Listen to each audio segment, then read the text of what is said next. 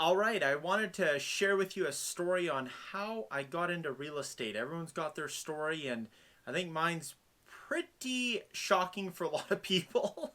But here it is. So I was running a business. I had a janitorial cleaning company where, if you can believe it, we scrubbed and cleaned grease, soot, carbon off the dirtiest, busiest kitchens across Canada.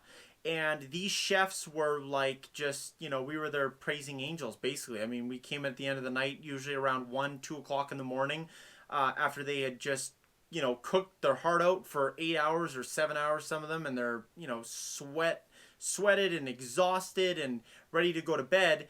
And the kitchens weren't able to be cleaned as thoroughly because their energy was done. I mean, they were just done. So we would come in fresh, gung ho, ready to go, and basically rip apart the kitchen from top to bottom and go through and clean everything top to bottom and make it brand new again. And we did that every day. So that was a 364-day a year business. The only day I didn't clean, or had cleaners, pardon me, is, Christmas Day. And Christmas Day usually evolved around issues with cleaners not showing up on Christmas Eve, or people calling in sick because they didn't want to clean on Boxing Day. And that was 10, almost 11 years of my life. That's all I did was clean. And so when I wasn't cleaning, I was on the phone making cold calls to restaurants to see if they were happy with their cleaning services, and ended up building that business, quite substantially. I was in 4 provinces across Canada, and we serviced, all of the national chain restaurants like Joey's, Earl's, Cactus Club, Red Robin. We were in all the major restaurant chains, and won multinational awards for top cleanliness scores. Most improvement, like White Spot, specifically, that they do this cleanliness audit score every year, and our stores were always in the top half of 1% for cleanliness scores. So we clearly were good at what we were doing, and I was living the dream. I was working nonstop, which I love work, but I had no family. We didn't have any kids at the time. And so what happened was my wife got pregnant, and there I am traveling. I was in Toronto, I was in Calgary, I was all over the place. And so I was never home. My son was born, he was a year old, and I think his first year I was home maybe 3 months out of that, kind of 12-month calendar year. So 9 months I was traveling and going to and from, and I mean, it was great, but it just wasn't going to work in our family. I mean, I'm very family oriented. I want to be close to my kids. I didn't want to be that traveling, person that just was never home. I just didn't want to be that person. So I decided to make the switch. And we had kind of talked about going into real estate. Well, it wasn't so easy. I didn't graduate high school. I was missing my English 12.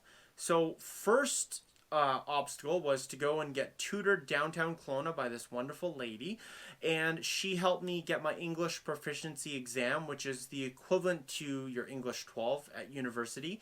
And I had to do that first to satisfy that, and then I basically locked myself in the room for 6.5 months.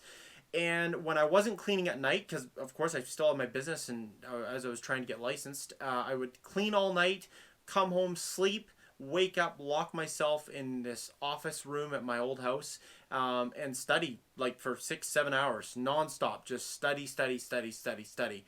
And I had a really hard time with it. It wasn't that the content was bad. It just I had never, as shocking as this is, I'd never studied for anything really specifically like that. So it was very hard. I didn't know what to do. So I relied a lot on my wife, who was so helpful with cue cards, flashcards. She would give me quizzes. She would give me terms. I mean, she was so helpful. So I definitely would not be sitting here as a licensed realtor if it wasn't for her. And yeah, so that's that.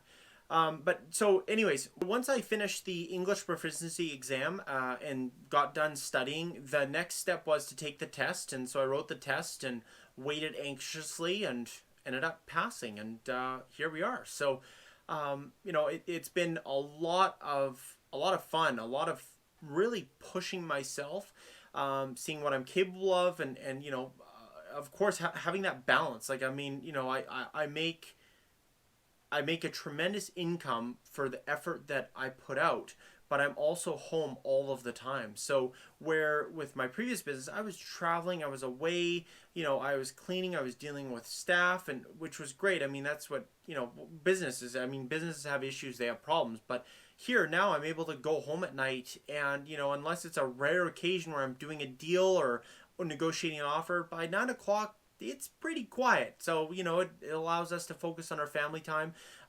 Weekends, I'm really trying to focus in on taking the odd Sunday off.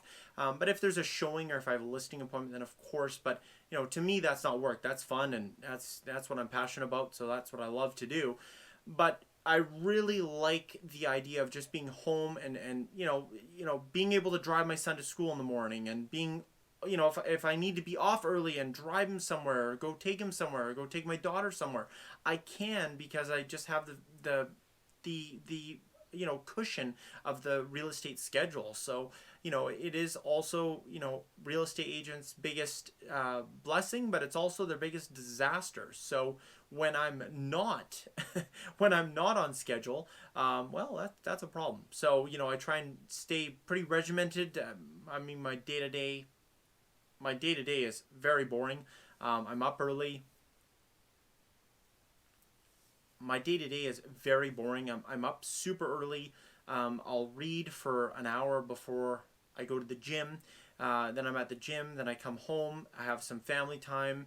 Get fill up on that emotional energy and start my day. And usually that entails I mean, this year it's been entailing some video content, but the last 2 years, I made over 120,000 phone calls. So I do a lot of cold calling.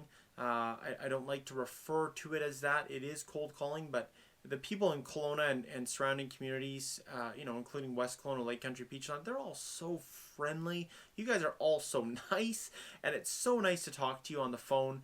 You might get one out of, 10,000 that's going to be really upset that you called them or something like that, but they're just wonderful. I mean, I have 1,800 of them now and counting that I'm allowed to, and they've given me permission to keep in contact with them on my weekly email and keep them informed with what's going on in the market.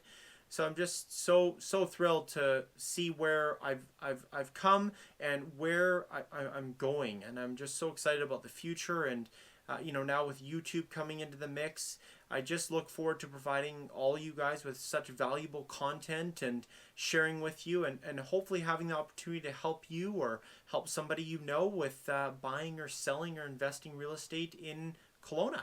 So here's getting to know me, and hopefully I haven't bored you to death, and hopefully I haven't been too awkward. And I look forward to hearing from you, and talk to you again soon.